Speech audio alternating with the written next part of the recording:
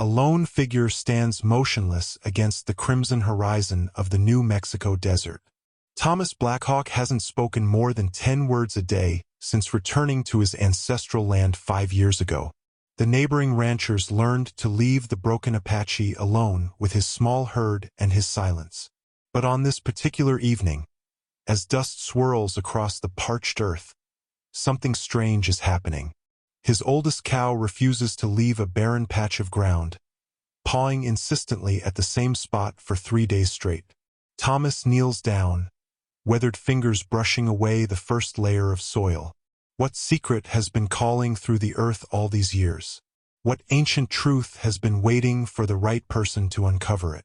Before we jump back in, tell us where you're tuning in from, and if this story touches you, make sure you're subscribed because tomorrow I've saved something extra special for you.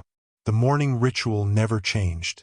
Thomas Blackhawk rose before the sun, his weathered body knowing the time without need for a clock. The small ranch house creaked around him as he moved through its shadows, pulling on faded jeans and a work shirt worn thin at the elbows.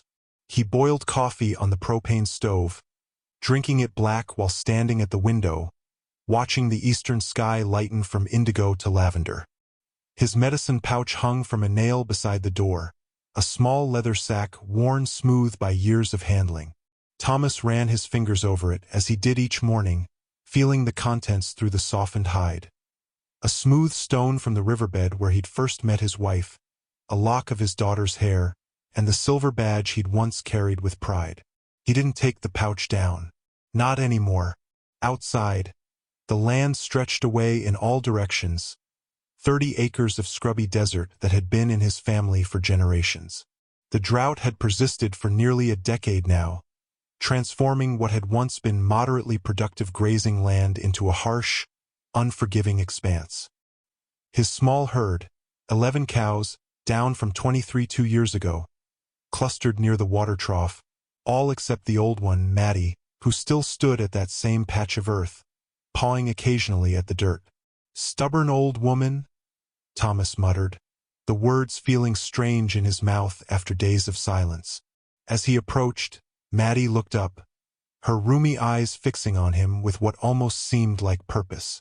She had been his first cow, purchased 12 years ago when he'd still believed he could build something here, when he'd still had someone to build it for. Thomas glanced toward the small rise beyond his property fence, where 2 wooden crosses stood side by side. He hadn't visited them in weeks. The pain remained too raw, even after 5 years. Before returning to his ancestral land, Thomas had been somebody in the world. Senior tribal police officer for the Mescalero Apache Reservation, respected by colleagues both native and white. His photograph had hung in the tribal administration building, Thomas in uniform shaking hands with the governor. He'd helped build a cross-jurisdictional task force that became a model for cooperation between tribal and state authorities. That was before Elena and little Kiona had gone into town for ice cream and never returned home. Before the semi-driver fell asleep at the wheel. Before the funeral where Thomas stood like a stone, unable to cry, unable to speak. Before he'd handed in his badge, sold their house on the reservation, and retreated to this isolated plot his grandfather had left him. Now his days followed the same empty pattern. Feed the animals, mend fences, haul water, watch the sky for rain that rarely came, speak to no one. The neighboring Wilcox ranch spread out to the north and east, 5,000 acres of better-maintained land with actual employees and irrigation systems. James Wilcox had tried to buy Thomas out 3 times over the years. Thomas had responded with silence each time, until Wilcox stopped asking. Thomas filled the feed troughs, watching Maddie with growing concern. She'd refused food for 3 days now, her ribs increasingly visible beneath her hide. Whatever fixation held her to that spot was stronger than hunger. Stronger than thirst, too, as she only left to drink when Thomas physically led her to water. After finishing his morning chores, Thomas returned to the mysterious spot. The soil there looked no different than anywhere else. Hard-packed, sandy, scattered with small rocks and the occasional tough desert plant. But Maddie's persistent pawing had worn away the top layer, revealing darker earth beneath. Thomas knelt, running his fingers over the exposed soil. For a moment he thought he felt something, a vibration, perhaps, or a subtle difference in temperature. But when he pressed his palm flat against the ground, there was nothing unusual. Yet something had called to the old cow. And for the first time in years, Thomas felt something too. A flicker of curiosity breaking through the numb routine of his days. He stood, looking toward his tool shed, considering. Then he shook his head and turned away. Whatever lay beneath the earth had waited this long. Could wait another day. Sarah Wilcox lowered her binoculars, ducking behind the juniper bush that crowned the ridge between the properties. At 17, she was tall and rangy like her father, with sun-browned skin and hair bleached almost white by constant exposure to the New Mexico sun. She'd been watching the Apache man for almost an hour. "What are you doing out here, old man?" she whispered to herself. She'd been observing Thomas Blackhawk for months now, fascinated by the silent neighbor her father alternately pitied and resented. The broken fence that marked the boundary between their properties had been a source of contention for years. 3 strands of barbed wire hung loose between crooked posts, some sections completely collapsed. Her father had repaired it twice, but when the Apache never maintained his side, James Wilcox had given up. "Man's got no pride left," her father had declared over dinner last week. "Won't fix his fences, won't sell his dust bowl, won't even look you in the eye when you talk to him. Maybe he just wants to be left alone," Sarah had suggested. Her father snorted. 30 acres of prime development land sitting there going to waste. Whole town could benefit if he'd sell to the right interests. Sarah hadn't mentioned that she'd been studying Apache culture for her senior project, or that she sometimes left small offerings of food near the crosses on the hill. She'd pieced together the story of Thomas's family from overheard conversations at the feed store and snippets shared by Miguel, one of their ranch hands whose cousin had worked with Thomas on the tribal police force. Now she watched as Thomas knelt beside his cow, examining something on the ground. The animal had been acting strangely. She'd not iced that even from a distance. For 3 days it had been fixated on the same spot. Sarah slid her notebook from her back pocket, making a quick sketch of the scene. Her journal was filled with observations about the Blackhawk property. Plants that grew there, weather patterns, the comings and goings of its solitary resident. She'd never worked up the courage to actually speak to the man. As a little girl, she'd been warned to stay away from the dangerous Apache. It wasn't until her teens that Sarah recognized the subtle prejudice that ran through such warnings. The same undercurrent she sometimes caught in town, when certain families were discussed or when tribal members came in from the reservation. Sarah packed up her binoculars and journal, careful not to dislodge any rocks that might tumble down the ridge and reveal her presence. Her father would be looking for her soon to help with afternoon chores. As she stood, she caught one last glimpse of Thomas Blackhawk staring intently at the ground where his cow had been pawing. "What did you find?" she murmured. That evening, as she helped her father check irrigation lines, James Wilcox was in an unusually talkative mood. "Had a call from Harlan Reed today," he said, adjusting the flow valve. "He's still interested in buying up land around here." "For that resort idea?" Sarah asked, holding the flashlight steady. Says he's got investors lined up this time. Real money." He straightened, rubbing his lower back. "Would be good for the town. Jobs, tax revenue. And good for us?" Sarah kept her voice neutral. Her father's smile flashed white in the gathering darkness. "Very good for us if we increase our holdings first." Told him I'd be interested in parceling together a larger offer for neighboring properties. Sarah knew he meant the Blackhawk land. "And if he doesn't want to sell?" Her father's expression hardened. "Everyone has a price, Sarah. Or a breaking point." Later, from her bedroom window, Sarah could just make out a pinprick of light on the Blackhawk property. A lantern moving in the darkness. At this hour, curiosity tugged at her. Thomas Blackhawk was out there in the night investigating something. She made a decision then. Tomorrow she would find a reason to cross that broken fence. Tomorrow she would discover what had captured the attention of both man and beast. Sarah closed her curtains, but her mind remained on the solitary light and the mystery it illuminated. A mystery that seemed to call to her across the darkened land, promising answers to questions she hadn't even formed yet. Thomas hadn't planned on going to town. His pantry held enough beans and coffee to last another week, and he preferred to stretch the time between visits to Copper Creek as long as possible. But Maddie's condition had worsened overnight, her obsession with that patch of earth now preventing her from eating altogether. His ancient pickup truck groaned in protest as he navigated the rutted dirt road toward town. The dashboard clock had stopped working years ago, but Thomas guessed it was just past 9.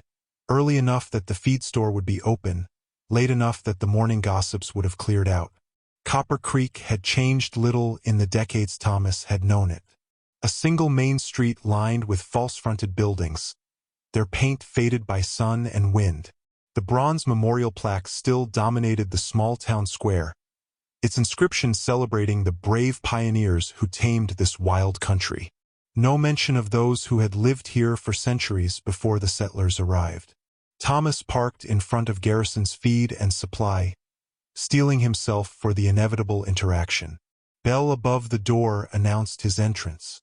Old man Garrison looked up from his newspaper, recognition and surprise crossing his face in equal measure. Thomas Blackhawk. Don't usually see you until month's end. Thomas nodded, heading directly to the veterinary supplies section. He selected a bottle of nutritional supplement for debilitated livestock and placed it on the counter. Cow sick? Garrison asked, ringing up the purchase. Thomas counted out bills from his worn wallet. That drought's been hard on everybody's herds, Garrison continued, undeterred by Thomas's silence. Shame, really. Used to be good grazing land all through this valley. The door chimed again, and Sheriff Wilson entered, his bulk filling the doorframe. Thomas tensed slightly, old habits from his law enforcement days kicking in, awareness of exits, angles, the weight of the sheriff's service weapon on his hip. Thomas! Wilson nodded, genuine warmth in his greeting. Good to see you. Unlike most in town, Wilson had known Thomas professionally, back when they'd worked a cross-jurisdictional case involving drug trafficking through reservation land. They'd developed a mutual respect that had survived Thomas's withdrawal from the world. Sheriff. Thomas inclined his head slightly. How's that land of yours holding up with this dry spell? Thomas shrugged. Managing. Wilson nodded, understanding Thomas's economy of words. Well, if you need anything. He left the offer hanging as he always did. Garrison bagged the supplement. That'll be $27.50. As Thomas paid, he became aware of voices drifting in from the sidewalk outside. One belonged to Harlan Reed, the town's wealthiest businessman. Thomas had never spoken to the man, but he recognized the confident, carrying tone. Prime location for the resort entrance. Western-themed, of course, with genuine Native American attractions. Tourists eat that stuff up. But what about the Blackhawk parcel? Asked another voice. Without that connecting piece. I'm working on it, Reed replied. One way or another. Thomas collected his change without comment, nodding farewell to Wilson as he left. The conversation outside halted abruptly as he emerged. Harlan Reed, silver-haired, expensively dressed despite the rural setting, gave Thomas an appraising look. Mr. Blackhawk. Reed stepped forward, hand extended. I've been hoping to meet you. Harlan Reed. Thomas looked at the offered hand but didn't take it. After an awkward moment, Reed withdrew it, his smile never faltering. I'd love to discuss some opportunities that could benefit us both. Perhaps I could stop by your property sometime. No. Thomas moved past him toward his truck. Reed's voice hardened slightly. You might want to reconsider. Water rights get complicated in a drought. Good to have friends with influence. Thomas paused, looking back at Reed. Something in the businessman's eyes, calculation, entitlement, reminded Thomas of men he'd arrested in his previous life. He said nothing, climbing into his truck and driving away. As he left town, Thomas passed the small municipal building where land records were kept. A flicker of curiosity made him slow down. What was Reed planning? And why was his land suddenly so important? He drove on. Whatever was happening in Copper Creek, Thomas wanted no part of it. But as he headed home, his thoughts returned to the mysterious patch of earth and Maddie's strange behavior. For the first time in years, something had pierced the fog of his grief. Not just curiosity, but a nagging sense of responsibility. Thunder rumbled in the distance as Thomas returned to his property, dark clouds building over the mountains to the west. The air felt charged, heavy with the promise of rain that rarely fulfilled itself in this parched landscape. He found Maddie still at her post, still pawing weakly at the ground. Her condition visibly deteriorated even in the few hours he'd been gone. "Enough," Thomas muttered, more to himself than to the animal. He retrieved a shovel from the shed, its wooden handle smooth from years of use. Whatever fixation held Maddie to this spot needed to be resolved before he lost her entirely. The cow watched with unusual attentiveness as Thomas approached, stepping back only slightly as he positioned himself where she had been standing. The first thrust of the shovel met resistance almost immediately, not the expected hardpan soil but something different. Thomas dug more carefully now, creating a perimeter around the area Maddie had been pawing. 6 inches down, his shovel struck something solid with a dull sound that wasn't stone. He switched to a hand trowel, scraping away soil with increasing care. A corner emerged, weathered wood, darkened with age but unmistakably worked by human hands. Thomas's breath caught. He expanded the hole, revealing more of what appeared to be a box or small chest buried in the earth. The wood bore faint markings, patterns that tugged at Thomas's memory. Apache symbols, similar to those his grandfather had shown him as a boy. As he worked, the wind picked up, carrying the scent of rain. The storm was moving faster than he'd anticipated. Thomas dug with greater urgency, trying to expose enough of the object to determine its size and nature. The box appeared to be about 2 feet long, the width still undetermined beneath the soil. A flash of lightning illuminated the scene, followed almost immediately by a crack of thunder. Fat raindrops began to fall, quickly transforming the dry earth into mud. Thomas cursed under his breath. After 4 months without significant rainfall, the skies had chosen this moment to open. He considered continuing despite the downpour but knew the resulting mud would make careful excavation impossible. Whatever this object was, it had been buried with purpose. Disturbing it carelessly might destroy important evidence, and Thomas still thought like an investigator even after all these years. Reluctantly, he covered the partially exposed corner with an overturned feed bucket to mark the spot and protect it from the worst of the rain. Maddie watched him with what almost seemed like disapproval in her ancient eyes. "I'll be back," Thomas told her, feeling foolish for explaining himself to a cow. He spent the evening in his small house, listening to rain drum against the metal roof. It was the first significant storm in months, the kind that normally would have been cause for celebration. Instead, Thomas found himself restless, moving from window to window, watching lightning illuminate his property in brief, ghostly flashes. That night, Thomas dreamed of his grandfather for the first time in years. In the dream, the old man sat by a fire, speaking in the Apache language, words Thomas could almost but not quite understand. He kept pointing to the ground, his weathered face grave with warning. When Thomas tried to approach, the earth between them split open, revealing a chasm filled with shadows that moved independently of the firelight. He woke before dawn, his heart pounding, the dream still vivid. Outside, the storm had passed, leaving behind puddles that reflected the lightning sky and the sweet smell of damp earth. Thomas dressed quickly and headed out to the excavation site, eager to resume his work while the light was still good. He stopped short at the sight that greeted him. The bucket had been moved. Around the excavation, fresh footprints marked the mud, prints too small to be his own. Someone had been there in the night, continued the digging while he slept. The corner of the box was now fully exposed, revealing more of the patterns carved into its surface.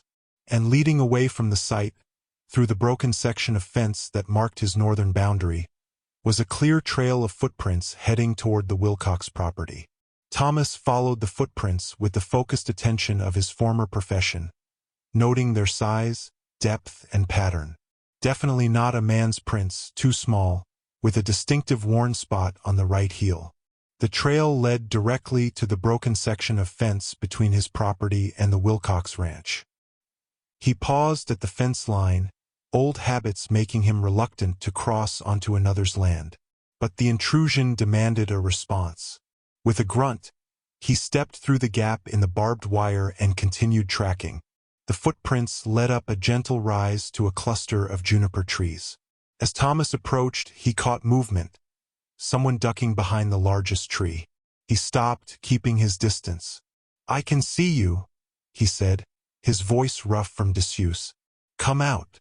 A moment of stillness, then Sarah Wilcox emerged from behind the tree, chin raised defiantly despite the flush of embarrassment on her cheeks. A worn notebook was clutched in her hand. "I wasn't stealing anything," she said immediately. Thomas studied her, tall, gangly, with intelligent eyes that met his gaze directly. He recognized her as James Wilcox's daughter, though he'd never spoken to her before. "You were on my land," he said. "Digging." She nodded, not bothering with denial. "I've been watching your cow, the one that's been pawing at the same spot for days. When I saw you start to dig, I got curious." She hesitated. "Then when the storm hit, I thought maybe I could help.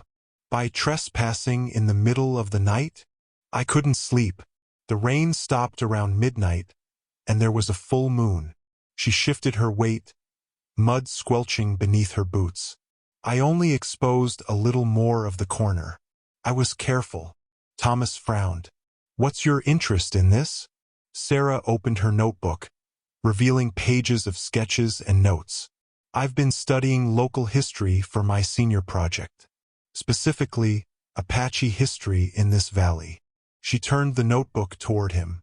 "These symbols on the box, they're protection markers, aren't they?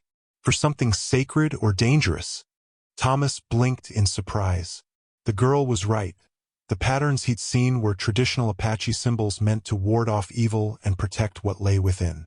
How did a rancher's daughter recognize what most local historians missed? "My father doesn't know I'm doing this," Sarah continued, misinterpreting his silence as disapproval. "He wouldn't understand." "And you think you do?" Thomas asked, an edge entering his voice. "No," she admitted, surprising him again with her candor. "But I want to. The history they teach us in school. It's incomplete. Like that stupid plaque in town square that acts like nothing existed here before white settlers arrived." Despite himself, Thomas felt a flicker of respect for the girl's perception. He glanced back toward his property, where the partially exposed box waited. "Whatever's buried there has been hidden for a reason," he said. "By your people?" Thomas shook his head. "I don't know. The land's been in my family for generations. But this—" He paused, considering how much to share. "I had a dream last night. My grandfather was warning me." Instead of the skepticism he expected, Sarah nodded seriously. "Apache beliefs hold that dreams can carry messages from ancestors, especially regarding sacred objects or places." Thomas gave her a sharp look. "You've been reading about my culture." "Yes." She didn't apologize or look away. Someone should. The morning sun had risen fully now, warming the damp earth and creating a fine mist that rose around them. In the distance, Thomas could see his cow still standing near the excavation site. The animal seemed to be watching them. Thomas made a decision. "If you want to help, you follow my lead. We go slowly, carefully. Some things are buried for good reasons. Sarah's face lit up. You'll let me assist you? I didn't say that, Thomas replied, but he was already turning back toward his property, knowing the girl would follow. As they approached the site together, Thomas felt something shift inside him, the first stirring of connection to another human being in years. It made him uneasy, but there was also a sense that invisible forces were at work, bringing together unlikely allies for purposes not yet clear. What do you think is inside? Sarah asked as they stood over the partially exposed box. Thomas knelt, brushing mud from the ancient wood. Let's find out. The excavation took most of the morning. Thomas worked methodically, removing the soil around the box with careful precision while Sarah documented their progress in her journal. The box was larger than Thomas had initially estimated, nearly 3 feet long and 18 inches wide, crafted from heavy wood that had somehow resisted decay despite its years underground. The craftsmanship is incredible, Sarah murmured, running her fingers over the exposed top. These symbols form a continuous pattern around the perimeter. Thomas nodded. The markings were unmistakably Apache in origin, protective sigils his grandfather had shown him as a child. But there was something else. On one end of the box was a brand mark burned into the wood, a cattle brand he didn't recognize. 2 different hands worked on this, he said. Apache and settler. By midday they had fully exposed the box. It was held shut by a simple but effective wooden locking mechanism, swollen with age and soil but still intact. Thomas hesitated before attempting to open it, an inexplicable reluctance holding him back. Should we move it to your house first? Sarah asked, sensing his hesitation. Thomas shook his head. No. Whatever's inside has been calling to Maddie from this exact spot.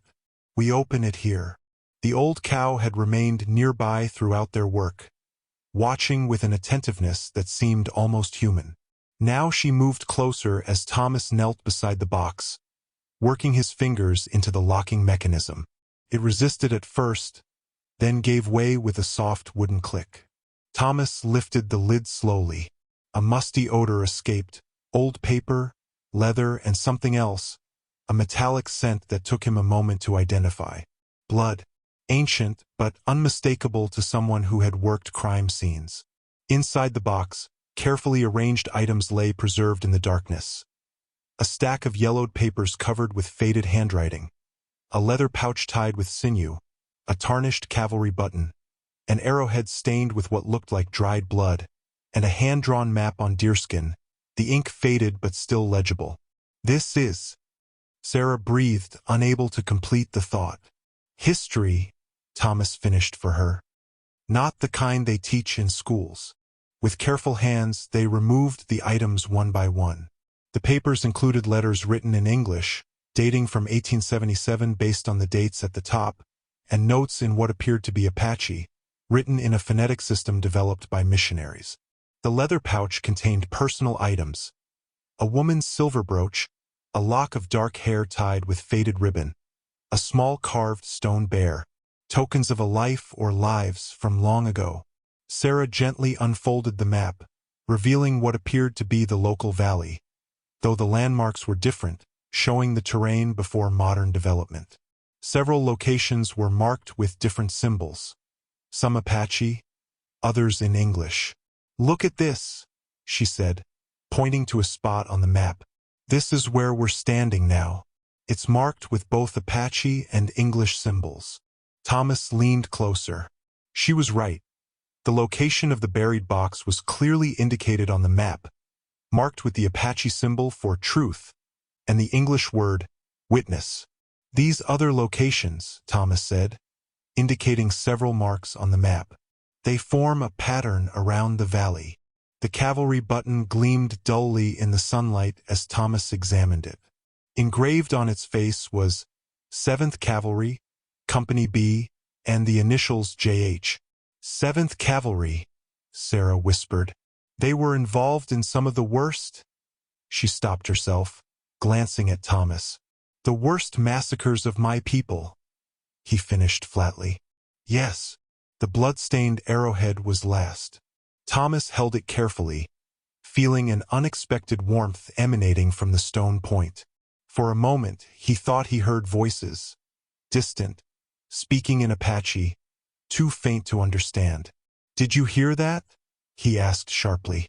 Sarah looked up, confused. "Hear what?" Thomas set the arrowhead down, and the whispers ceased. A chill ran down his spine despite the warm day. Something had awakened, something connected to these objects and the history they represented. That evening, after Sarah had reluctantly returned home, promising to keep their discovery secret, Thomas sat at his kitchen table, the items from the box spread before him. He couldn't shake the feeling that by unearthing these objects, he had set something in motion that could not be stopped.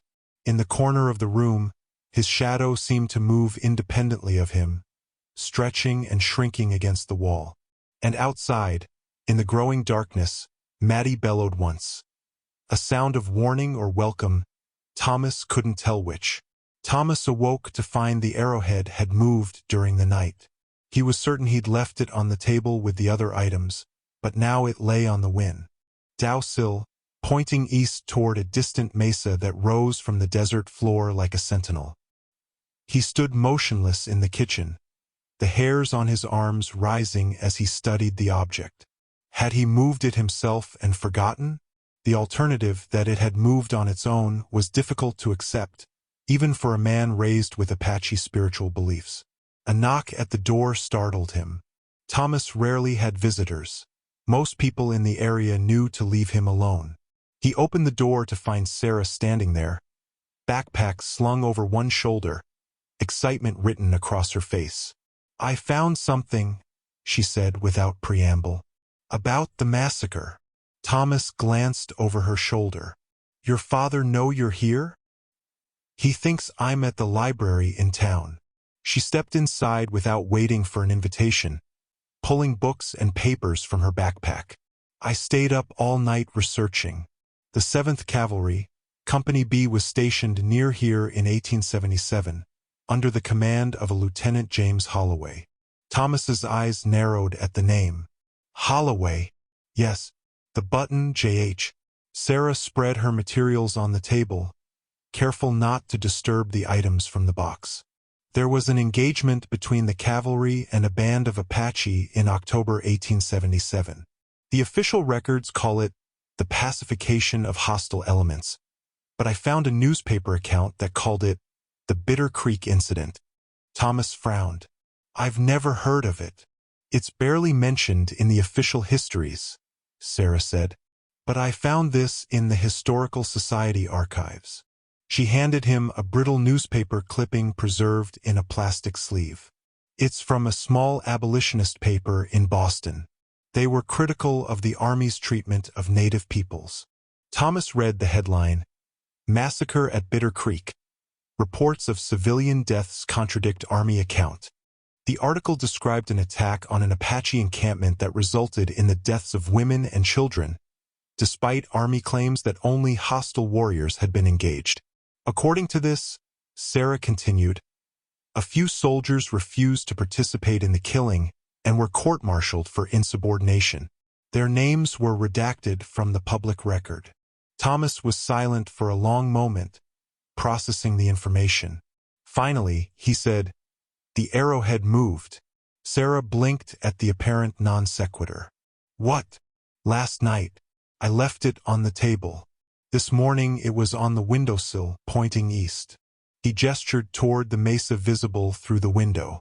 Instead of dismissing his claim, Sarah nodded thoughtfully. "The mesa. It's on the map, marked with the Apache symbol for vision or seeing." Thomas picked up the map from among the items, studying it with new eyes. "These locations, they tell a story." "I think so too," Sarah agreed. "A story someone wanted preserved but hidden." She hesitated. "There's something else. The name Holloway, it's still in Copper Creek. Harlan Reed's mother was a Holloway before she married." Thomas stilled. "Reed is descended from the lieutenant?" "I think so. His family has the oldest claim to land in the valley, dating back to an 1878 grant. Sarah pulled out another document, a photocopy of a land deed. Right after the Bitter Creek incident. Outside, Thomas's small herd began to stir restlessly, lowing in agitation. Through the window, he could see them circling nervously, as if disturbed by an unseen presence. Maddie alone stood calmly, watching the house. "Something's happening," Thomas murmured. Sarah followed his gaze. "The livestock, they sense it too." Thomas picked up the blood-stained arrowhead, and immediately the whispers returned, louder this time. Words in Apache floated at the edge of his hearing. "Truth, buried, witness. Do you hear that?" he asked sharply. Sarah's eyes widened. I think I do. Like voices, but far away." Thomas hadn't expected her to hear them too.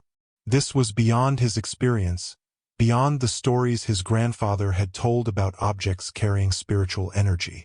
The arrowhead felt warm in his palm, pulsing like a living heart.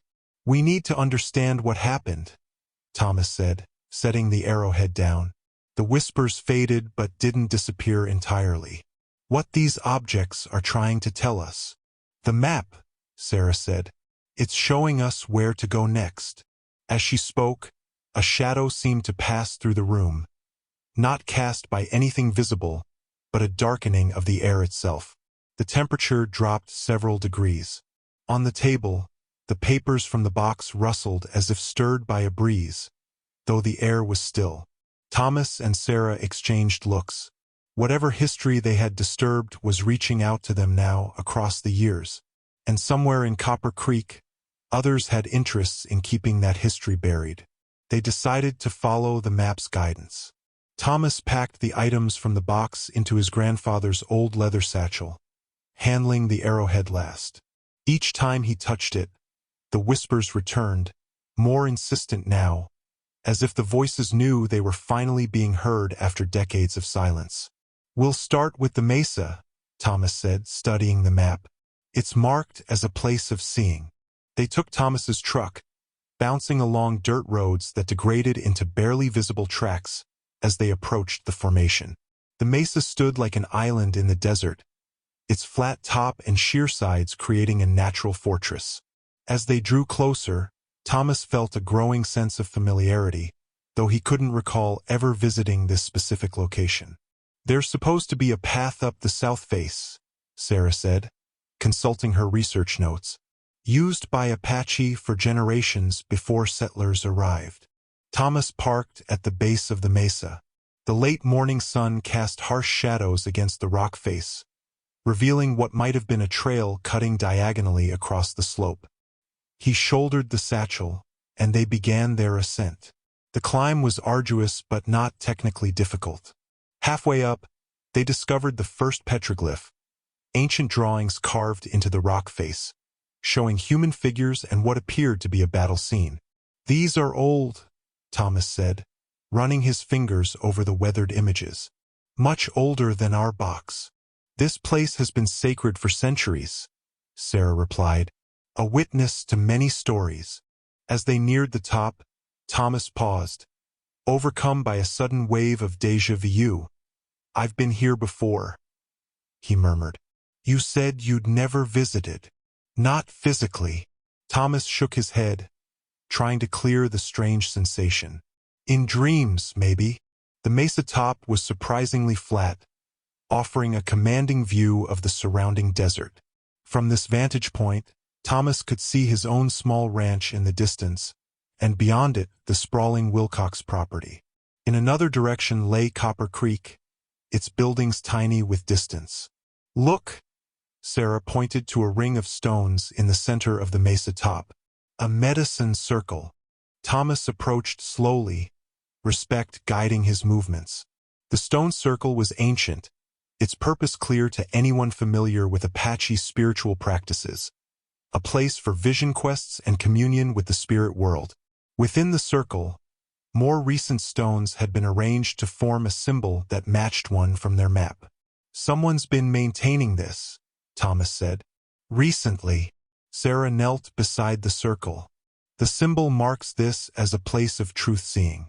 Thomas, I think whoever buried that box wanted future generations to come here. Thomas removed the arrowhead from the satchel, and immediately the whispers intensified, becoming almost coherent. He stepped into the medicine circle, holding the arrowhead before him. The world seemed to blur around the edges, the distant landscape shifting like a mirage. Thomas! Sarah's voice sounded far away. The mesa top disappeared. Thomas found himself standing in the same location, but in a different time. Before him, two men faced each other across the stone circle. One Apache in traditional dress, the other a young cavalry officer, his uniform dusty from travel.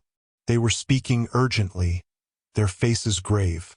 "Must be recorded," the officer was saying. "What Holloway did, it cannot stand unchallenged." "My people will not be believed," the Apache man replied.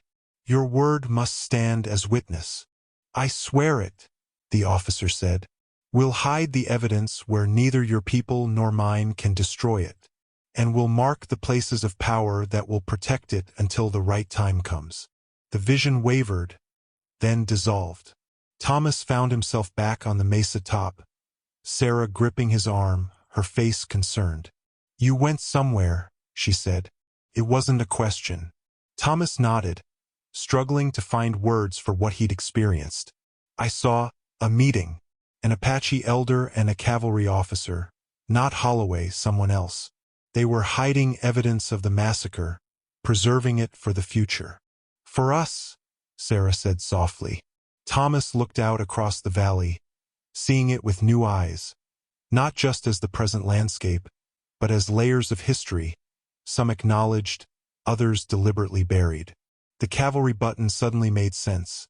It hadn't belonged to Holloway, but to the officer who had broken ranks, who had sought justice. There were soldiers who refused to participate, Thomas recalled from Sarah's research, who were court-martialed. "Yes," Sarah nodded. "Men who witnessed the massacre and wouldn't stay silent." As the sun reached its zenith, a shadow fell across the medicine circle, impossible given the sun's position, yet undeniably present. Within the shadow, Thomas thought he saw figures moving, watching them with ancient eyes. "We need to find the next location," he said, feeling the weight of unseen gazes upon them. "We're being guided for a reason." The map led them next to an ancient spring, or what had once been a spring before years of drought had reduced it to a depression of cracked mud ringed by withered cottonwoods. According to the markings, this had been a gathering place, a neutral ground where different peoples had met to trade and negotiate. "Water was sacred," Thomas explained as they picked their way through the dried streambed. "A shared resource that brought even enemies together." Sarah consulted the map. "It's marked with the symbol for speaking or witness." They searched the area methodically, finding little until Thomas noticed unusual stone arrangements among the roots of the largest cottonwood. Partially buried, the stones formed a pattern similar to the one they'd seen on the mesa. "These were placed deliberately," he said, clearing away decades of accumulated soil and debris. "Recently enough that they haven't been completely buried, but long ago enough that no one remembers." As he worked, the air around him seemed to thicken, sounds becoming muffled. Thomas felt watched again, but more intensely than before. He removed the arrowhead from the satchel, and the whispers surged immediately. "Blood on their hands. Witness. Justice denied." This time, Thomas could make out phrases, fragments of speech in both Apache and English, overlapping like multiple conversations heard through a wall. "The voices are clearer here," he told Sarah, who nodded, her own expression suggesting she heard them too, though perhaps not as distinctly.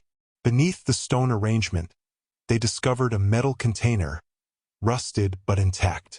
Inside was a leather-bound journal, its pages yellow with age but preserved by the airtight seal.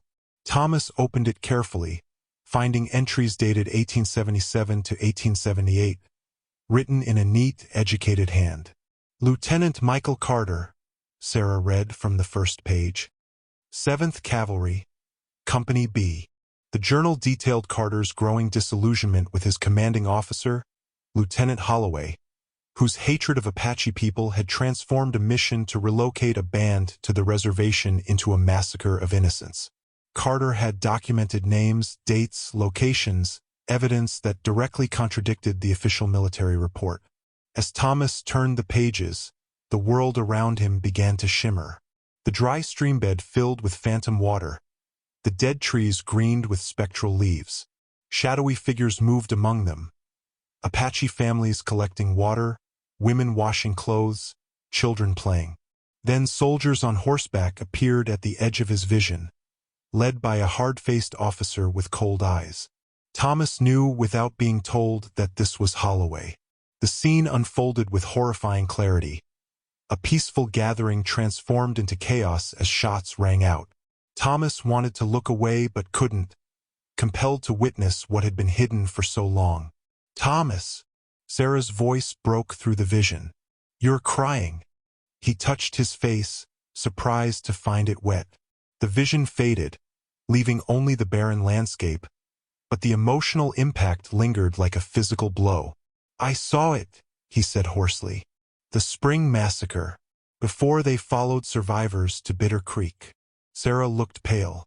"I saw shadows, movement, but not clearly like you did." Thomas realized the visions were strongest for him, perhaps because of his Apache heritage, perhaps because the land itself was his by birthright. He was being chosen as witness in a way Sarah couldn't fully share. "There's another entry," Sarah said, carefully turning pages of the journal. "After the official Bitter Creek incident, Carter writes about meeting with an Apache elder named Nakohi, the Wanderer. They formed a pact to document what really happened." Thomas recognized the name with a jolt. "Nakohi was my great-great-grandfather." The revelation hung in the air between them. Not coincidence, then, but design. The box had been buried on Thomas's land because it was meant for him generations later. The cow had merely been the instrument to bring it to his attention when the time was right. As this realization settled, a sound caught their attention. An engine, approaching along the dirt road they'd traveled. Thomas pulled Sarah into the shadow of the cottonwood just as a vehicle came into view. Harlan Reed's distinctive black SUV, moving slowly as if searching for something. Or someone. "We need to go," Thomas whispered. "Now." They gathered the journal and map quickly, staying low among the dead trees as the SUV paused at the turnoff to the dry spring. After a tense moment, it continued on, dust billowing in its wake. "How did he know to look here?" Sarah asked once the vehicle was out of sight. Thomas's expression darkened. "Someone's been watching us." They returned to Thomas's house by a circuitous route, watching for Reed's SUV. The day was fading, shadows lengthening across the desert. Inside, Thomas lit a lamp rather than turning on electric lights, a precaution against announcing their presence. "You should go home," Thomas told Sarah. "Your father will be looking for you." She shook her head. "I told him I'm staying at my friend Lisa's house to work on our project. He won't check until morning." Thomas didn't argue further. The truth was, he didn't want to face the growing supernatural manifestations alone. Strange shadows had begun to gather in the corners of the room, moving independently of the lamplight. The whispers continued, a constant murmur at the edge of hearing. Sarah spread Carter's journal and their map on the table. The journal mentions specific lands seized from Apache people after the massacres. Holloway used the chaos to claim abandoned territory. "Not abandoned," Thomas said quietly. "Emptied by violence." Sarah nodded grimly. Carter documented how Holloway distributed land to his supporters. Soldiers who kept quiet, local businessmen who helped cover up the true events. She traced lines on the map. These boundaries match modern property lines. The Simmons Ranch, the Henderson Farm, even parts of my father's land. Thomas wasn't surprised. The distribution of wealth in the valley had always followed invisible lines of power and complicity. What startled him was seeing it documented so explicitly. And Reed's property? The largest grant, given directly to Holloway, passed down through his daughter Reed's grandmother. Sarah looked up. Their fortune was built on stolen land and silenced voices. Thomas moved to the window, looking out at the darkened landscape. My grandfather used to say that the land remembers, even when people forget. That blood spilled without justice calls out until it's acknowledged. Do you believe that? Sarah asked. Thomas turned to face her. 5 days ago, I would have called it superstition. Now, he gestured to the shadows moving against the walls, the items from the box that seemed to pulse with energy. Now I don't know what to believe. Tell me more, Sarah said, her journal open to a fresh page, about Apache beliefs about objects, spirits, the land. Thomas hesitated, then began speaking, sharing knowledge passed down through generations but rarely spoken aloud to outsiders. He explained how objects could carry the energy of significant events, how places could hold memories accessible to those with the right sensitivity, how ancestors remained present in the world, guiding and watching their descendants. The dead don't leave, he said. They just step into another room of the same house. Sometimes, when the veil thins, we can hear them moving about.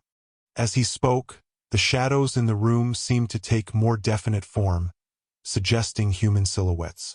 The whispers grew momentarily louder, then subsided. That's why this land has always felt troubled, Thomas continued. Not just my property, but the whole valley. The massacres were never acknowledged, the dead never properly honored. The truth was buried, like that box. Sarah's expression was solemn. And now it wants to be heard. Yes. Thomas picked up the stone markers they'd found at the spring. These were left as waypoints, guides to the truth for whoever was meant to find them. My ancestor and Lieutenant Carter created a trail of evidence that couldn't be erased. But why now? Sarah asked. Why has all this surfaced after nearly 150 years? Thomas had been wondering the same thing. Carter's journal mentions a time of reckoning when the land itself grows restless. He looked toward the window. This drought is the worst in recorded history.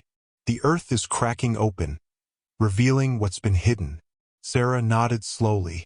And Reed's resort plans would further disturb the land.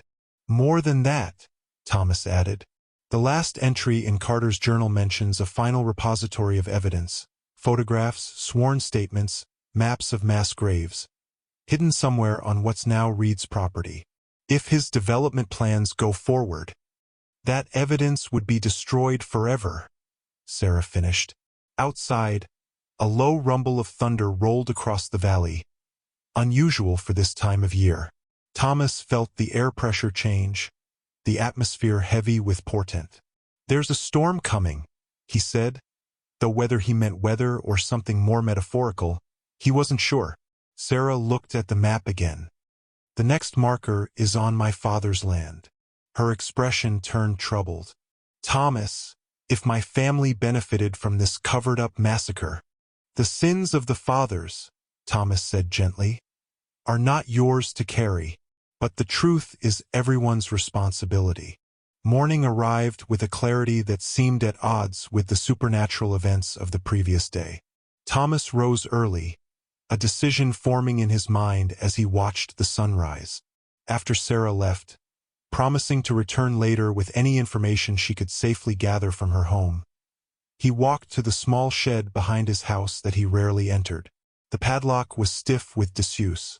Inside, dust-covered boxes contained the remnants of his former life. Thomas found what he sought in a metal container at the back.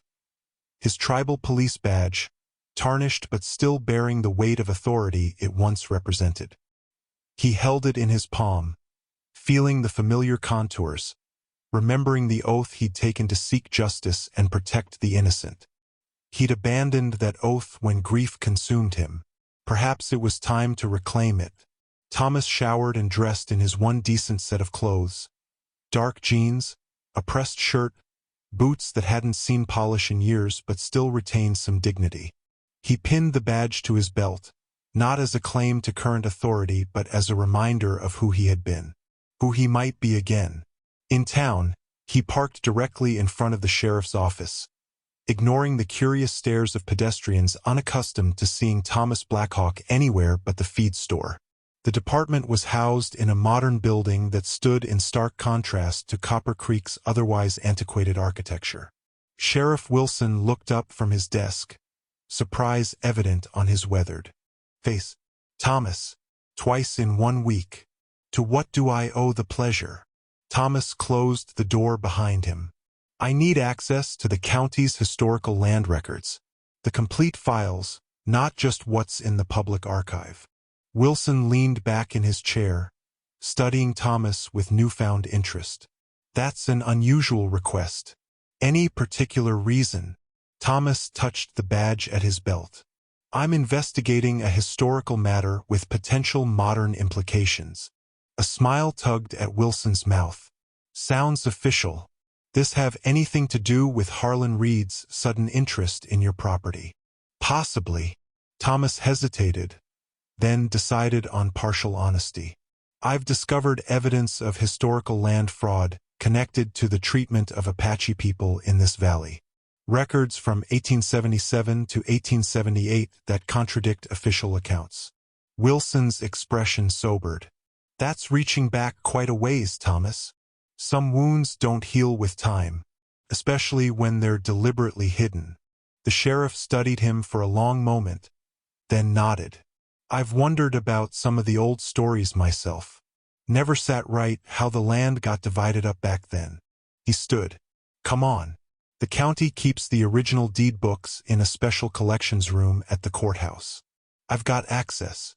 As they walked the short distance to the courthouse, Wilson spoke quietly. "Reed's been meeting with county commissioners, pushing hard for zoning changes. Says his resort will bring jobs, tax revenue. Most folks are on board." "And you?" Thomas asked. "I've learned to look gift horses in the mouth," Wilson replied, "especially when they're pushed by men in a hurry." The special collections room was climate-controlled, filled with leather-bound volumes containing the county's official records dating back to its founding. Wilson used his keys to access the section containing land deeds from the 1870s. "Here we go," Wilson said, setting a heavy tome on the reading table. "Land transfers, 1875 to 1880. Thomas paged carefully through the brittle documents, finding entries that corroborated Carter's journal. Large tracts of land suddenly transferred to Holloway and his associates in the aftermath of what official records called Apache abandonment due to relocation. "There should be more," Thomas murmured, comparing the records to his mental map of the valley. "These only account for about half the Apache territory." Wilson frowned, checking the catalog. "There should be another volume covering the eastern sections of the county." He searched the shelves, then shook his head. "It's not here. Missing. Looks that way." Wilson's expression darkened. "Records don't just disappear without reason." Thomas felt a chill that had nothing to do with the room's carefully maintained temperature. Someone doesn't want the full story known. "The missing volume would cover what's now Reed's property and surrounding lands," Wilson noted, "including the original deed to your family's parcel." Thomas recalled Carter's journal entry about evidence hidden on what was now Reed's land. "Sheriff, I believe there may be physical evidence of historical crimes buried on Reed's property. Evidence that would be destroyed if his development proceeds." Wilson's eyebrows rose. "That's a serious claim, Thomas." "I have documentation. A first-hand account from a cavalry officer who witnessed events and conspired with my ancestor to preserve evidence." Before Wilson could respond, his radio crackled to life. After listening to the dispatcher, his expression turned grim. "Someone broke into the Historical Society last night, specifically targeted their Apache artifacts and documents." He gave Thomas a pointed look. "You wouldn't know anything about that, would you?" "No," Thomas said truthfully. "But I might know who would." "Reed." Thomas nodded. He's been following our investigation, trying to erase the past before we can expose it. Wilson sighed heavily. I need more than historical grievances and missing records to move against the most powerful man in the county, Thomas. Then let's find you some, Thomas replied, the investigator in him fully awakened now. Starting with that missing deed book. Thomas left the courthouse with photocopies of the available records and a growing sense of urgency. The break-in at the Historical Society was no coincidence. Someone was eliminating evidence, trying to stay ahead of their investigation. He drove to the meeting point he'd arranged with Sarah, the small cemetery at the edge of town, unlikely to draw attention. She was already waiting, her father's truck parked discreetly behind a row of cypress trees. "Did you find anything?" he asked as she approached. Sarah nodded, glancing around nervously before speaking. "I searched my father's office while he was out checking irrigation lines. Found a locked file cabinet I'd never noticed before." She pulled a folder from her backpack. "I couldn't get it open, but there was this sitting on top, like he'd been reviewing it recently." Thomas opened the folder to find survey maps of the valley marked with proposed development sites. Reed's resort was outlined in red, covering not just his current property but extending into surrounding lands, including Thomas's ranch. "They're planning to acquire your land whether you sell or not," Sarah said quietly. "There are notes about water rights challenges, tax liens, eminent domain." Thomas wasn't surprised. The veiled threat Reed had made in town suddenly made sense. "They'll try to force me out legally if they can, illegally if they must." "There's more," Sarah said. "On my way here, I noticed a truck following me. I took a detour and lost them, but—" She hesitated. "I think it was Miguel, one of our ranch hands. He's worked for my father for years." Thomas frowned. "You think your father has him watching you? Or Reed does?" Sarah looked troubled. "My father's been having private meetings with Reed all week. I heard them arguing yesterday about sticking to the agreement and honoring family commitments. This new development complicated matters. If James Wilcox was actively involved with Reed's plans, Sarah was in a precarious position, potentially betraying her own family by helping Thomas. "Maybe you should step back," Thomas suggested. "This is getting dangerous." Sarah shook her head firmly. "I'm committed to finding the truth. Whatever my father's involvement, I need to know." They decided to take a calculated risk. With the Historical Society compromised and someone watching their movements, they needed access to records that couldn't be easily altered or destroyed. The town hall archives, which contained duplicates of many historical documents, including newspaper archives that might reference the original land transfers. The municipal building was nearly empty, a Wednesday afternoon lull in small-town government. Using his former law enforcement credentials, Thomas got them past the front desk with a story about researching historical water rights. The clerk directed them to the basement archives with barely a second glance. "We need to find newspaper accounts from 1877 to 1878, Thomas said once they were alone among the dusty shelves. "Anything about land transfers or the Holloway family." They worked methodically, scanning microfilm reels of the Copper Creek Chronicle. Most accounts aligned with the official narrative: Apache hostilities, followed by peaceful resolution and orderly settlement. But in editions from early 1878, they found something unexpected.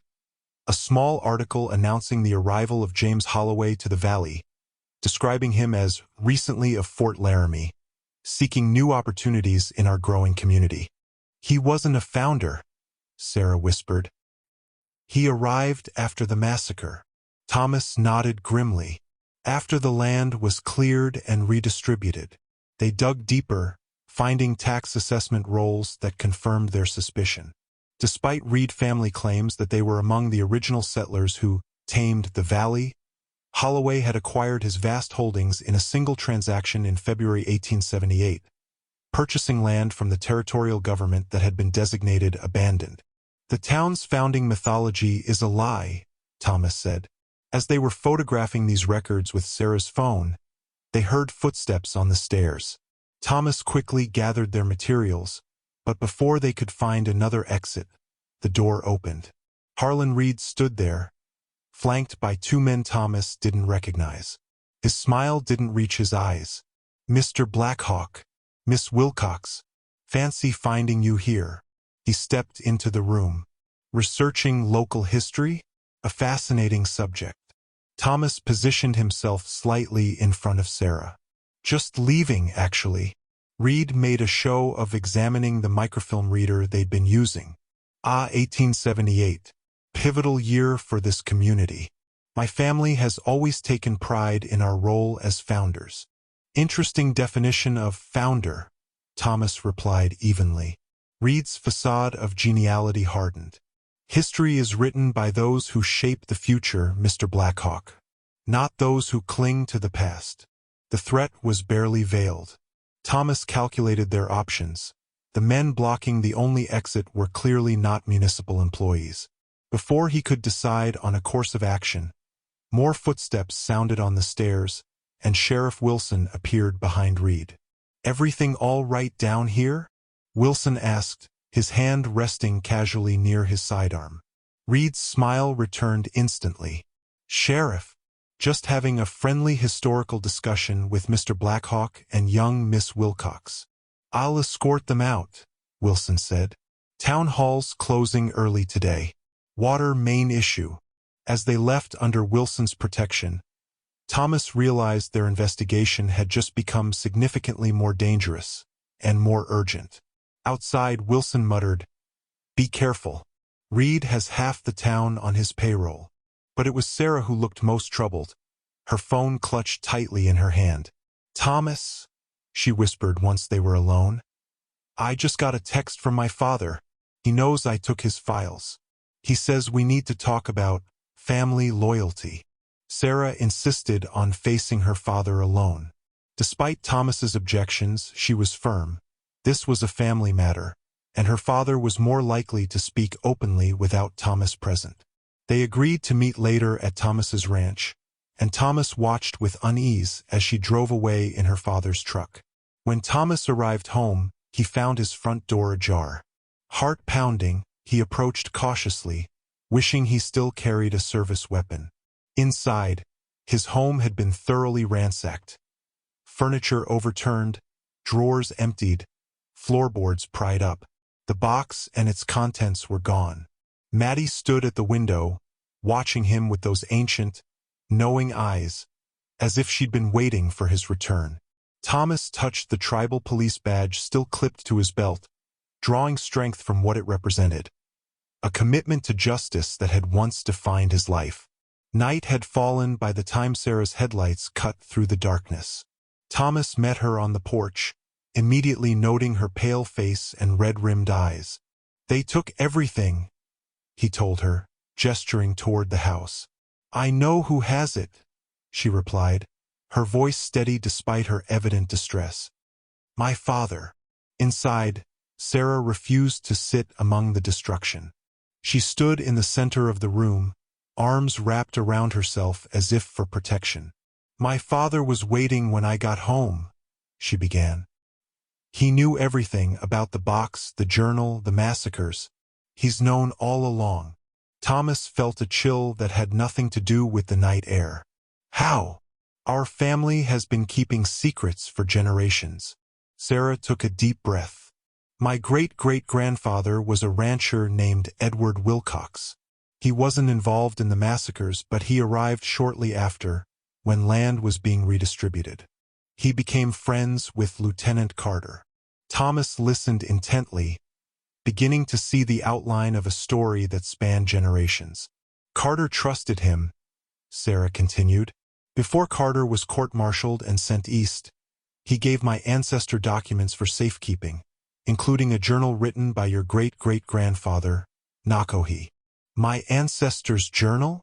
Thomas felt as if the ground had shifted beneath his feet. "Your family has had it all this time?" Sarah nodded, tears welling in her eyes. "It's been passed down through generations of my family, along with the responsibility to protect it until, she hesitated, until it could be returned to the rightful descendant of Nakohi. Me, Thomas whispered. Yes, my father showed me a hiding place in our ranch house, a concealed compartment in the library wall. Inside was a leather-bound journal written in Apache, with some sections in English, and letters from Carter explaining the pact between him, Nakohi, and my great-great-grandfather. Thomas struggled to process this revelation. Why didn't your family return it sooner? According to my father, they tried 3 times over the generations, but each time conditions weren't right. Sarah's voice grew quieter. The last attempt was 20 years ago. My grandfather approached your father, but he refused to hear anything about the past. Said it would only bring pain and change nothing. Thomas remembered his father's bitter silence about their history, his refusal to speak of injustices or teach Thomas the old ways. It had taken his grandfather's clandestine lessons to connect Thomas to his heritage at all. My father has been protecting these secrets his entire life, Sarah continued. He says the Wilcox family swore an oath to guard the truth until the right time came, when a descendant of Nakohi would be ready to receive it and act on it. The cow, Thomas murmured. Maddie finding the box. That was the sign. Sarah nodded. My father believes so. He says he's been watching you for years, waiting for some indication that you were the one. Her expression darkened. But everything changed when Reed arrived with his development plans.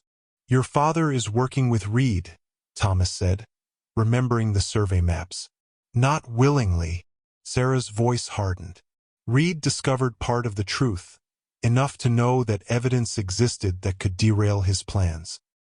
He's been pressuring my father, threatening to expose our family's role in concealing evidence if he doesn't cooperate. Thomas's mind raced. The items stolen from my house. My father took them, Sarah confirmed, to protect them from Reed. He has everything now, both boxes, all the journals, the map. He says it's time for the final piece of the plan that Carter and Nakohi created. She met Thomas's gaze directly. He wants to meet with you. Tonight. He says he'll explain everything, including where the final repository is hidden. Outside, thunder rumbled across the valley again, the second unseasonable storm in as many days. The air felt charged, heavy with the weight of history unfolding around them. Will you come? Sarah asked. Thomas looked at his ransacked home, his possessions scattered and broken, much like the history they were trying to piece together. He nodded. It's time. The Wilcox ranch house stood dark except for a single light in the study. James Wilcox met them at the door. A tall, weathered man with the same direct gaze as his daughter but none of her warmth. He led them silently to the study, where the items from both hidden caches were arranged on a large oak desk. My family has carried this burden for 4 generations, Wilcox said without preamble. I never expected it would come to light in my lifetime.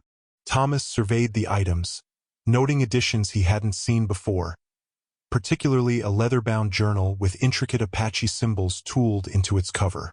My ancestor's journal, Thomas said. Wilcox nodded.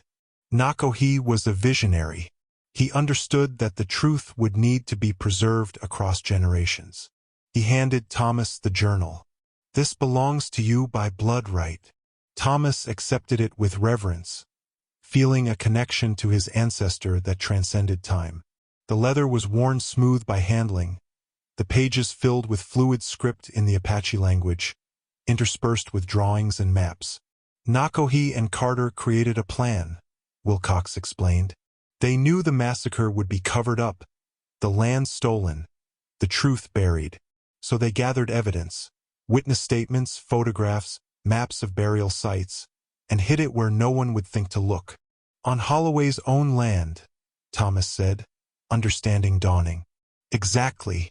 In a cave system beneath what's now Reed's property. Wilcox spread out a map on the desk. They marked it with stone cairns that would seem natural to the untrained eye but would guide those who knew what to look for. And this evidence has remained hidden all this time?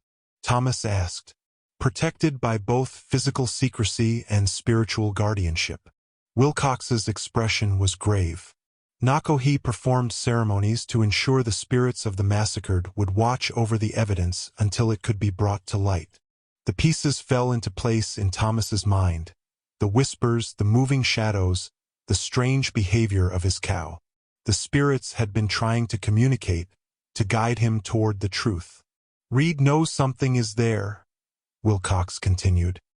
His geological surveys for the resort development found the cave system. He's scheduled excavation to begin next week, ostensibly for foundation work, but I believe he intends to find and destroy whatever evidence remains. We need to get to it first, Thomas said. Wilcox nodded. That won't be easy. Reed has private security patrolling his property now. And even if you reach the caves, I'm not sure you'll be able to find or access the evidence without. He hesitated. Without what? Thomas pressed. Without proper spiritual guidance, Wilcox finished. Nakohi's journal mentions rituals required to safely approach the site. Thomas understood immediately.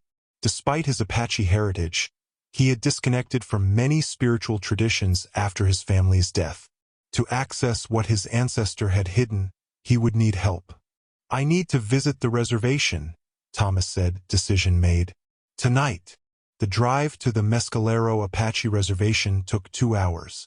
Thomas made it alone, following an inner certainty that this was his path to walk. He hadn't visited in 5 years, not since the funeral. Old friends and colleagues would be there, people he had turned his back on in his grief. He arrived well after midnight, yet light still burned in the home of Benjamin Chato, the eldest member of the tribal council and a spiritual leader respected throughout the community. Thomas had known him all his life. Chato had been his father's friend and had performed the blessing at Thomas's wedding. The old man opened the door before Thomas could knock. I've been expecting you, he said simply, as if Thomas's arrival in the middle of the night after years of absence was the most natural thing in the world. Inside, Thomas found not just Chato but 3 other elders waiting in the traditional circular seating arrangement used for important councils. Their faces showed neither surprise nor judgment, only patient acceptance. You found Nakohi's legacy, Chato stated rather than asked. Thomas nodded, placing his ancestor's journal on the low table at the center of the circle. How did you know? The spirits have been restless. Dreams have come to many of us. Chato's weathered face was solemn. The time of reckoning approaches. The truth buried in blood will rise like water through sand. For the next several hours, Thomas shared everything. The box, the arrowhead, the visions, the evidence of historical crimes, and Reed's plans to destroy the final repository. The elders listened without interruption, occasionally exchanging glances that suggested they were fitting Thomas's account into a larger understanding they already possessed. When he finished, Chato rose and retrieved a bundle from a cedar chest in the corner. He unwrapped it carefully, revealing an ancient medicine bundle, a collection of sacred objects wrapped in deer hide and tied with sinew. This belonged to Nakohi, Chato said. It has been preserved for the day when his descendant would need its power to complete the circle of justice. Thomas stared at the bundle, feeling the weight of destiny settling on his shoulders. I'm not sure I'm worthy of this responsibility. I abandoned our ways, our people. The path of healing is never straight, Chato replied gently. Sometimes we must walk away to find our way back. The spirits chose you for this task long before you were born, Thomas Blackhawk. Now you must choose whether to accept it.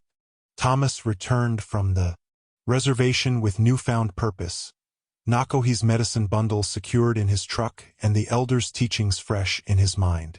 The sunrise painted the desert in hues of amber and gold as he drove, the beauty of the land striking him with renewed significance. This wasn't just soil and rock. It was a living history, saturated with the memories of those who had walked it before. Sarah was waiting at his ranch with her father. James Wilcox looked uncomfortable in Thomas's home, but nodded respectfully at the medicine bundle Thomas carried.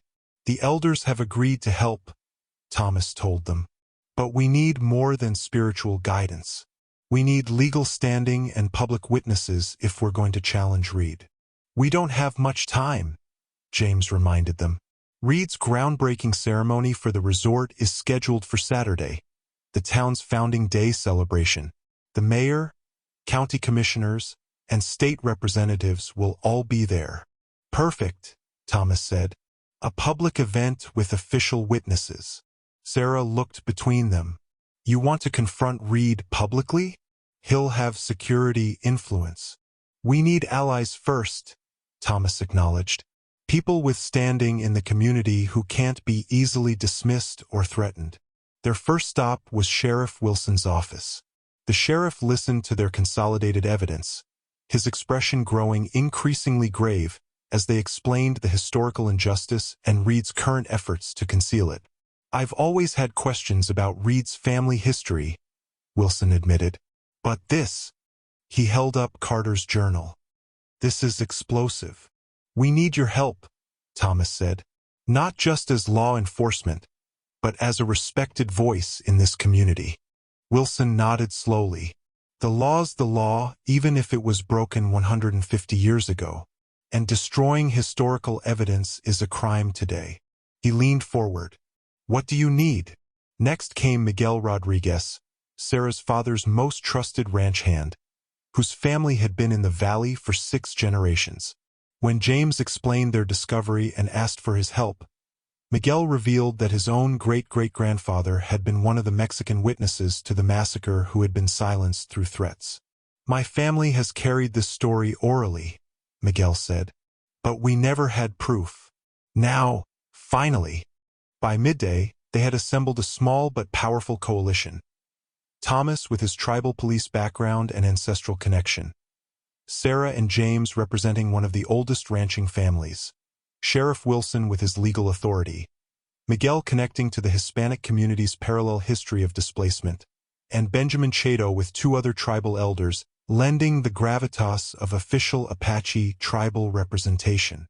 "We still need the missing land documents," Thomas pointed out. "Without them, it's our word against Reed's family mythology." "I think I know where they might be," Sheriff Wilson said. "The county judge's private collection. Judge Morris has been collecting historical documents for decades. Says he's preserving history. I've always wondered if he was actually hiding parts of it."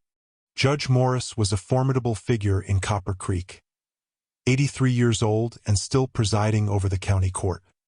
His family had been prominent since the town's founding, his grandfather having served as the first county judge. They approached him cautiously, Wilson taking the lead. To their surprise, after hearing their purpose, the elderly judge led them to his private library without resistance. "Been waiting for someone to ask the right questions for years," he said, unlocking an antique cabinet. "My grandfather wasn't proud of how this town began. He collected these to protect them, always hoping the truth would eventually come out." From the cabinet, he retrieved the missing volume of land records, the original deed book covering the eastern sections of the county. Within its pages, they found what they sought: documentation of the original Apache land claims, the military declarations invalidating those claims after the hostilities, and the subsequent redistribution to Holloway and his associates. Most damning of all was a letter, tucked between the pages, from the territorial governor questioning the legality of the land seizures but ultimately acquiescing to military pressure. "This proves the land transfers were known to be illegitimate even at the time," Sarah said, photographing each page methodically. "Reed's entire fortune is built on stolen land," Thomas added. "Land taken through violence and deception." Judge Morris nodded gravely.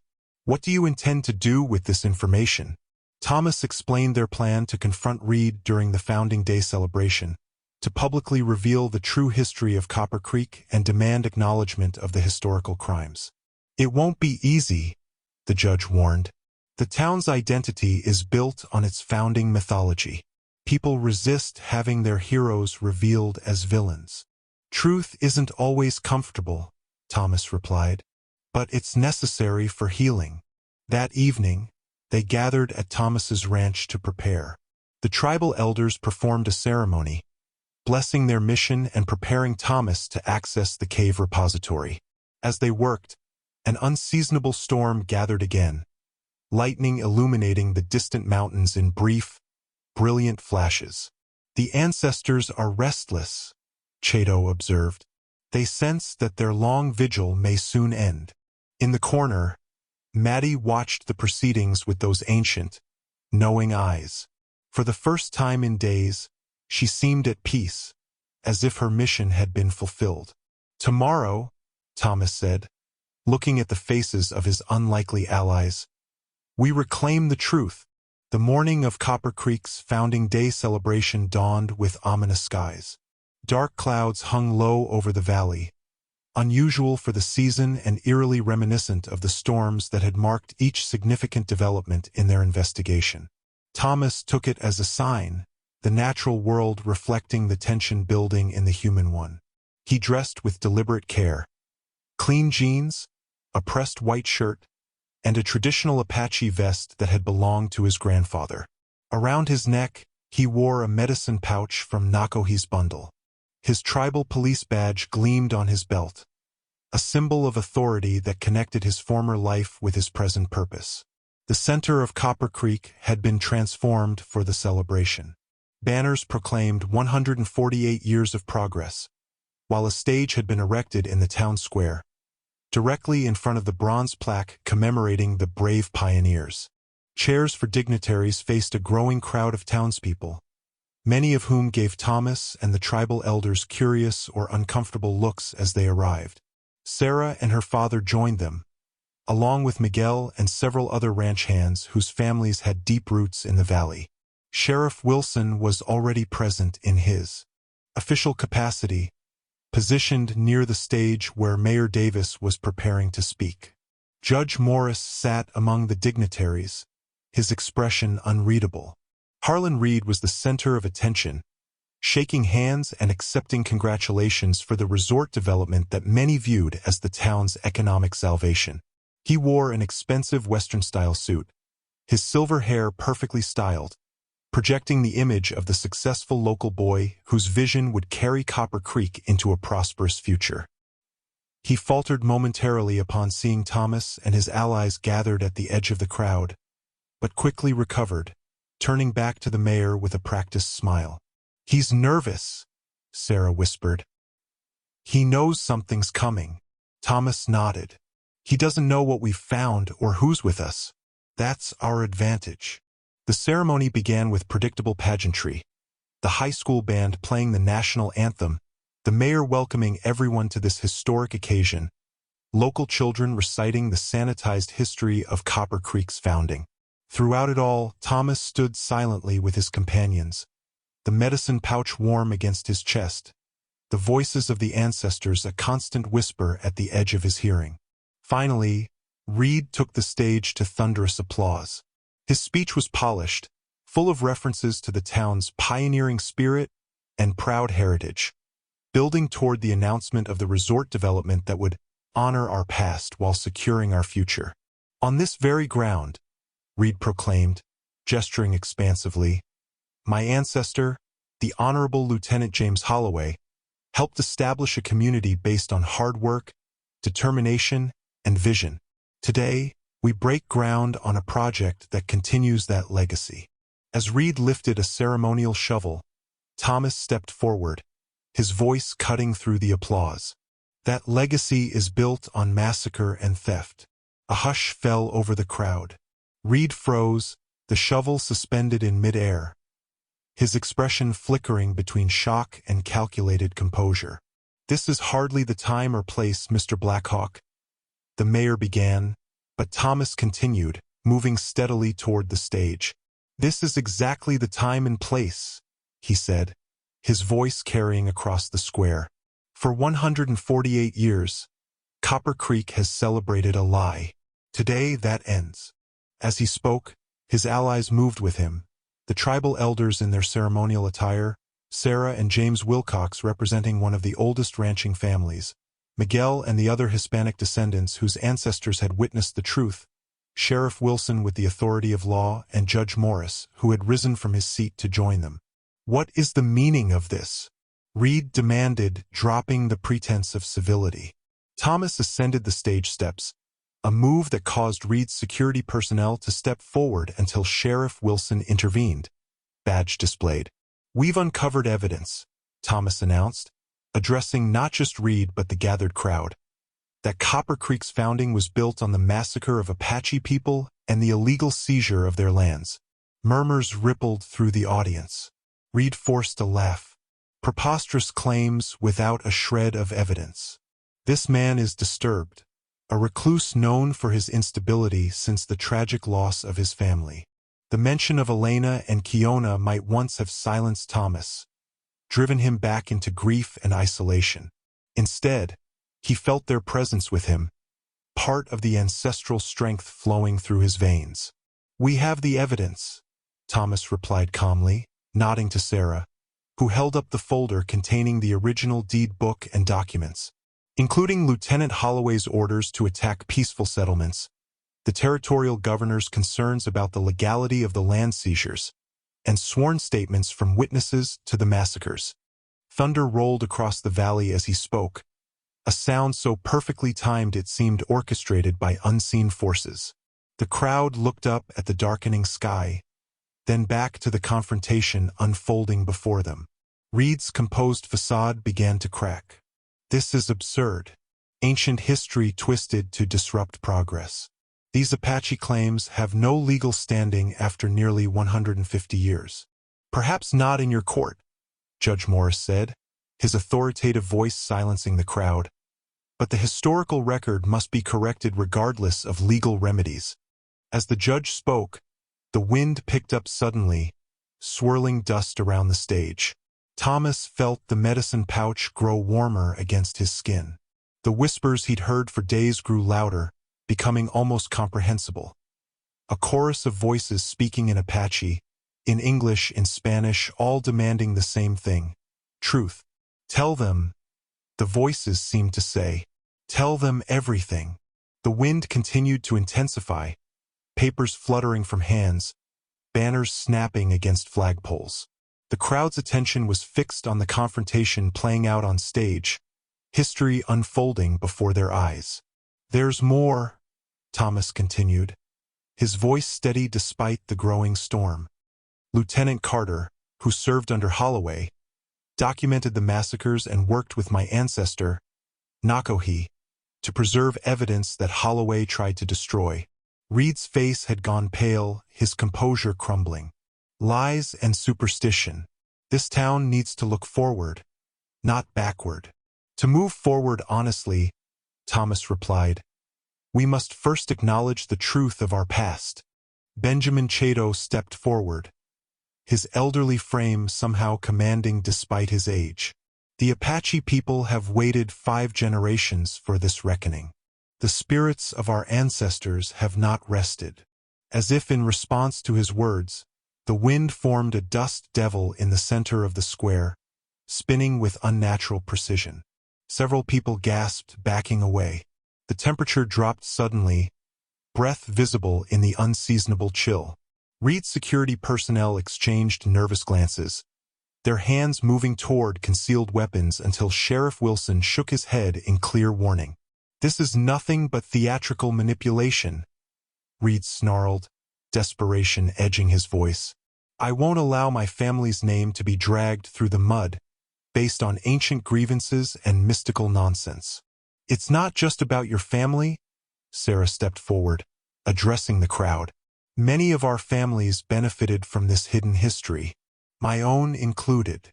She looked at her father, who nodded gravely.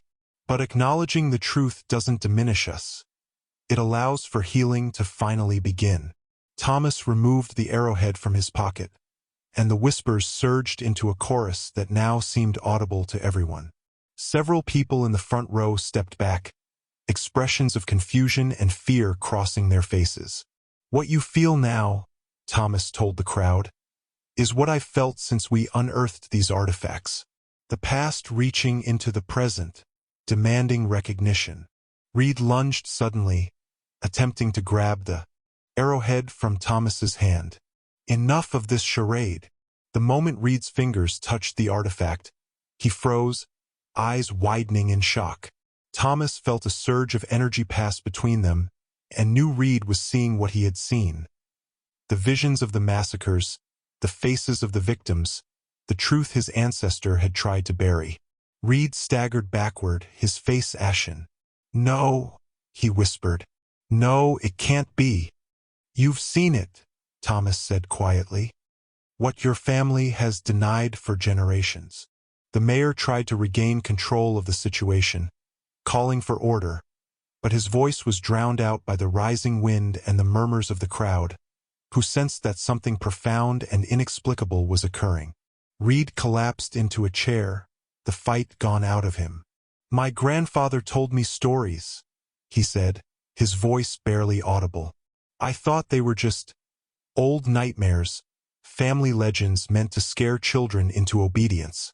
"They were memories," Thomas replied, "passed down through blood and bone."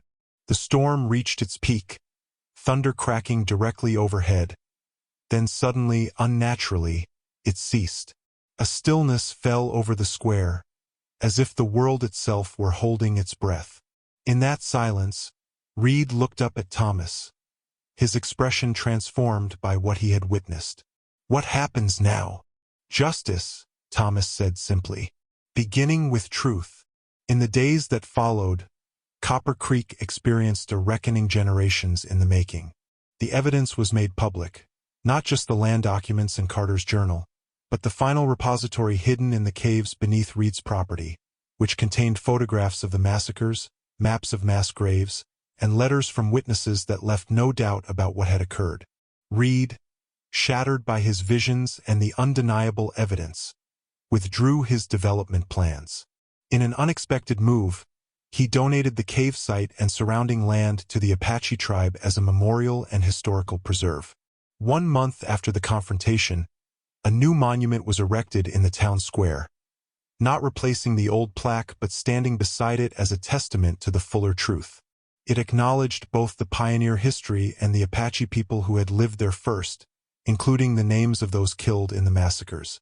Thomas stood before this monument on a clear autumn day, no longer alone.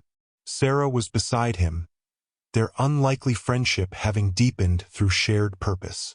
Sheriff Wilson and Judge Morris had become allies in the continuing work of reconciliation.